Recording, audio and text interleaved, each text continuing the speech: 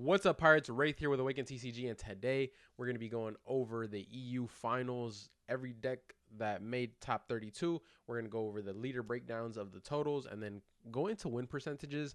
Because if you are stuck not knowing what to play for nationals, for NA, North America nationals, this is the perfect video for you. I'm going to tell you, I'm going to show you what's good and what's not good. So let's go ahead and get right into it. So for starters, shout out Tagman for his website. Always has the latest deck list, the latest results always up on his website.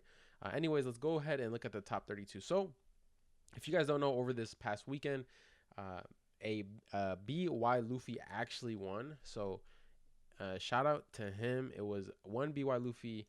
Second place was a Rob Lucci. Third place was a Rob Lucci. Fourth place was a Rob Lucci.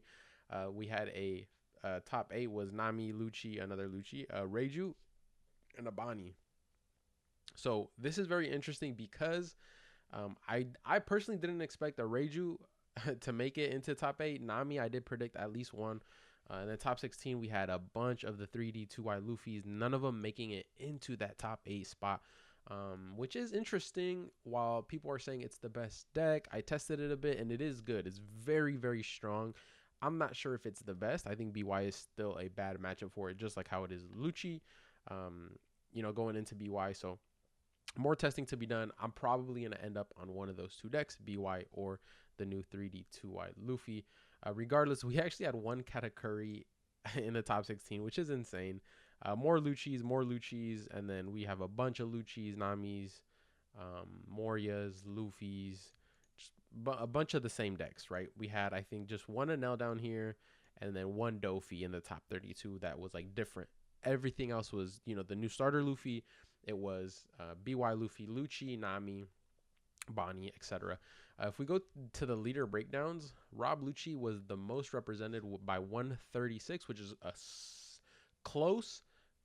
A second was Bonnie right there at 131, so just 5 decks less. So basically, they're the same, except Rob Lucci had 8, it looks like, in the top 32, while Bonnie only had 4. So that just shows you a little bit about the conversion rate, and we're going to go into more percentages later. But I think Rob Lucci is just a better take here. Honestly, I think we can go into that right now. Let's just go over this quick breakdown real quick. There was a 95 Reijus, 86 Enels, 78 Morias, 65 Don Quixote do Flamingos, 56 Namis, 40 Katakuris, 22 Peronas, which is low, 19 of the new starter deck Luffys. So that is our breakdown. I think this top 3 is not surprising at all.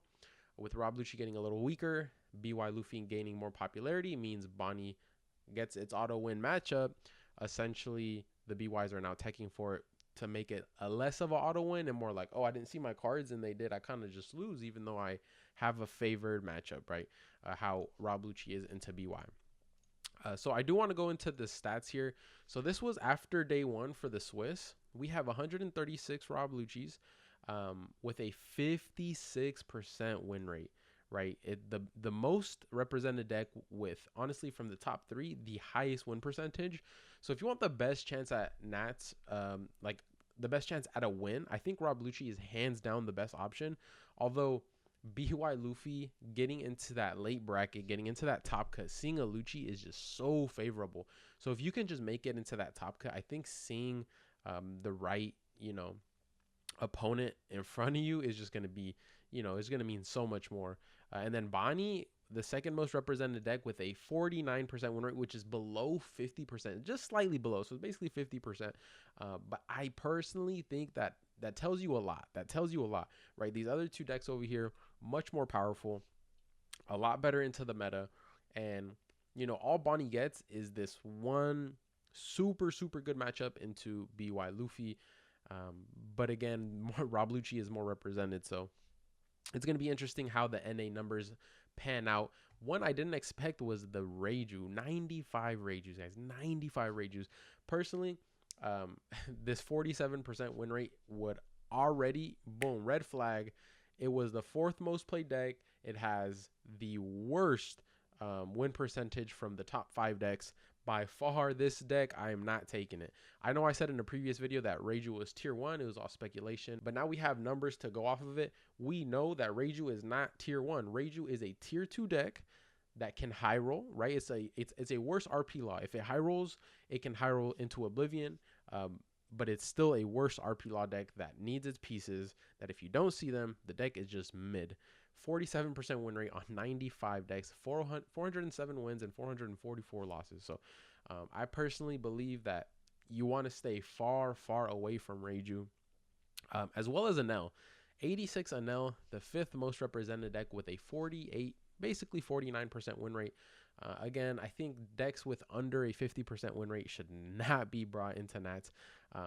Here we have Moria on 52%, right? It's just a great mono black deck. Can do a lot what Rob Lucci can do, just slightly weaker. So I believe Rob Lucci is still that pick. I'm gonna be honest, I should be playing Rob Lucci, but there's 2 other great choices right now. I don't know, I'm putting up 3. 2 other great choices right now. One being BY Luffy, and 2, that new starter deck Luffy right here. 19 decks, guys, 67% win rate. Obviously, that number is very skewed because there was like basically no one on this deck, but the people that were on this deck were like just amazing pilots, some of the best players from EU that were on this deck, right? So that's why the percentages are so skewed, because they won the majority of their matches, right? And then the people they gave that list to were also very, very amazing players. So that is definitely an outlier there, but that stat is insane. Let's go over Dofi. Dofi has a 46% win rate. So far, that is the lowest that we've gone over. So that is something you want to stay far, far away from. 65 people with a 46% win rate, 47%. Nami, one good anti-meta call deck. Almost a 52% win rate. Only 56 total Namis, 5.78% share into the meta for this tournament. But I personally believe that Nami is a very niche deck. I don't believe that if you are stuck on what to play, this is not a deck you want to play. I promise you, you don't play One Piece when you play this deck. You know, Nami plays its own game. You're playing Solitaire. Personally, it's not fun for me. It may be fun for you, but I still wouldn't take it. If you just want a top 32, potentially it could be a good call. If you were trying to win the tournament, this is a bad call. Very trigger dependent. If you get 0 triggers into a 50-50 matchup, a lot of times you will just lose. You can trig out though, high roll, 3-4, draw 2 triggers, you kind of just win the game. And then here we have 22 Perona, so the Katakuri. I'm not even gonna go over Katakuri. Katakuri is just Katakuri. I wouldn't take that. Here we have 22 Perona, so now we're getting into very, very, very low amount of decks.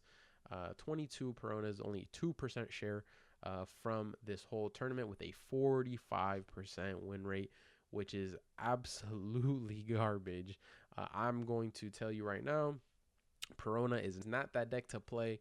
And then from here on out, like the win percentage, just besides this outlier here, the win percentages just get a lot worse. 45, 41, 41, 41.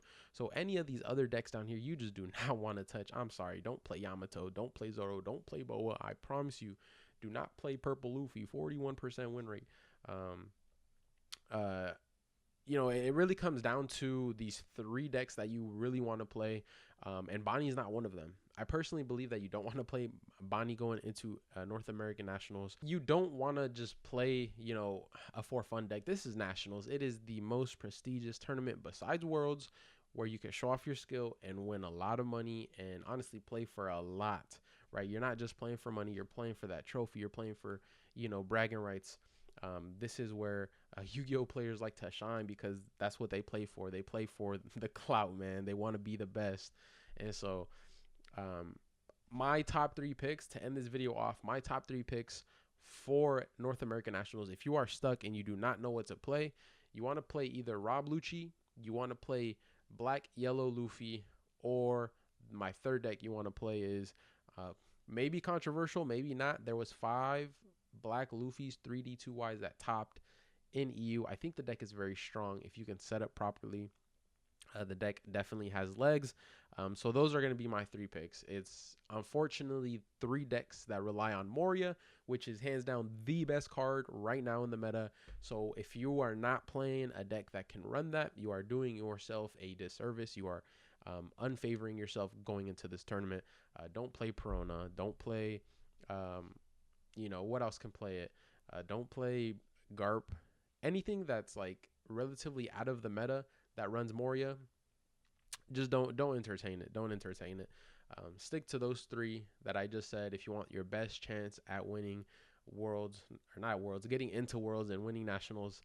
Personally, that's what I believe. So, you can take these, stats into consideration. I know a lot of the times we don't show stats off like this, but now you can get a clear picture of like the effectiveness of these decks.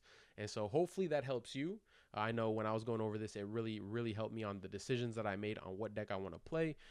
Shout out to the 3D2Y Luffy 67% win rate here.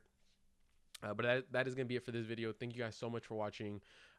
Subscribe to my Patreon if you already haven't. There's a lot of content coming soon. Thank you guys again. Make sure to subscribe to my YouTube. Follow me on Twitch. I will see you guys on the next one. Peace.